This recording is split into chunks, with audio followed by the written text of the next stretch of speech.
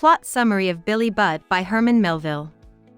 The narrator talks about Billy Budd, a young sailor who is handsome and friendly.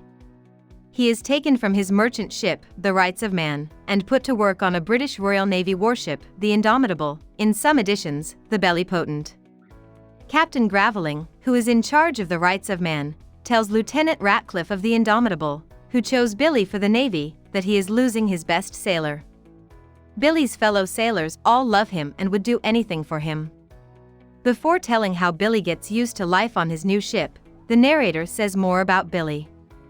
The narrator says that Billy is like Adam in the Garden of Eden because he is pure and naive. He has masculine beauty, but when he gets nervous, he tends to stutter. The main story of the narrator takes place in the summer of 1797, not long after the famous Noer Mutiny and other mutinies in the British Navy. On the Indomitable, however, there was no sign of mutiny because everyone listens to and respects Captain Vere, who is smart and brave. The narrator talks about the ship's master-at-arms, a man named John Claggart whose background is unknown. Billy is well liked on the Indomitable, but he often gets into small trouble. He asks the Dansker, an older sailor, for advice. The Dansker tells Billy that Claggart has it in for him. But Billy is confused because Claggart is always nice to him. Billy can't see that Claggart doesn't like him on the inside.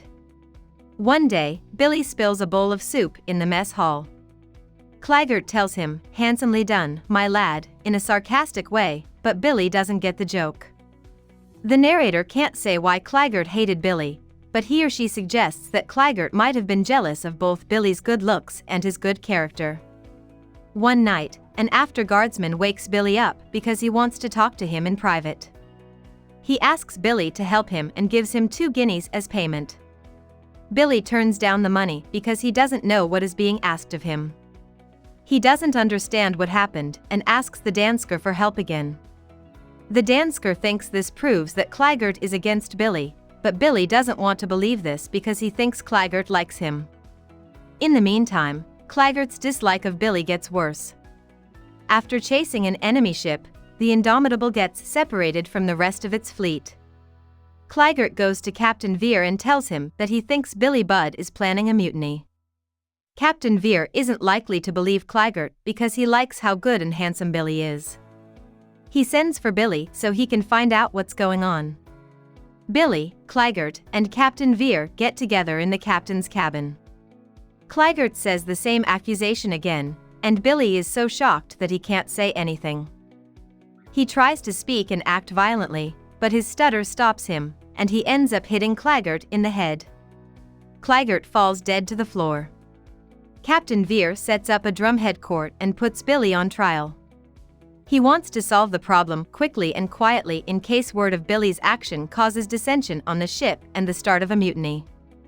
Captain Vere and his court are troubled and confused because they have to choose between the law, which says Billy should be killed, and their own morals and feelings for Billy. Billy is questioned by the court, and he says that he did kill Claggart, but it wasn't on purpose, and that Claggart lied, he wasn't planning mutiny. Captain Vere and the others think Billy is telling the truth, so he is taken out of the room so the court can decide what to do. Captain Vere says that the court must make a decision based only on the law and Billy's actions, even if they have moral feelings in favor of Billy. Billy is put to death by the court in the end. The night before Billy is put to death, the ship's chaplain goes to see him, but he doesn't have much to say that will help, since Billy seems at peace with his fate and completely innocent. The crew of the Indomitable is called to the deck the next morning to watch Billy being hanged. As if in a mystical vision, his body hangs perfectly still and is lit by the morning sun. A few days later, the ship's surgeon and purser argue about whether the fact that Billy's body stayed still while he was being killed is proof of his strong will. After Billy's death, though, the captain tells everyone to go back to work. Since he is telling a true story about real events, the narrator says he is sorry he can't end his story in a nice way or in a way that makes sense. He talks about how Captain Vere was killed in battle later on. Billy Budd, are the last words Captain Vere says before he dies. The narrator says that the only record of Billy's death was in a naval chronicle, which got the story wrong. It said that Claggart told the captain about Billy's evil plans, and Billy then killed Claggart in a cruel way. The story ends with the narrator saying that the sailors of the Indomitable liked Billy and wrote a song about him called Billy in the Darbies, which became a well-known ballad. The storyteller ends with the words of the ballad, which tell in a sympathetic way how Billy died. About the author.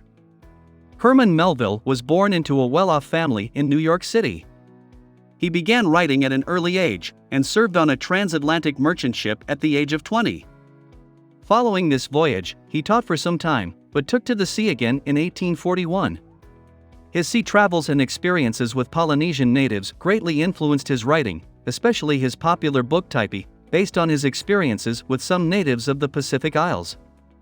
After Typee, he continued to write popular novels depicting life at sea, such as Omoo and White Jacket, and, after marrying in 1847, settled down in New York and then in Massachusetts. Melville published Moby Dick in 1851, but, although it is regarded today as a classic, it was not a success. His literary career and popularity declined, but Melville continued to write, including Billy Budd. Deeply affected by the American Civil War, Melville also turned to writing poetry, though his poems, like his later novels, were also not highly regarded by his contemporaries. Melville died in 1891 in New York City, not a particularly popular author. After his death, though, his reputation was gradually recuperated, and he is now recognized as one of the greatest writers in the history of the United States. Hope we summarized it fully and you liked it. Please hit the like button and subscribe to our channel so that we are motivated to create more videos.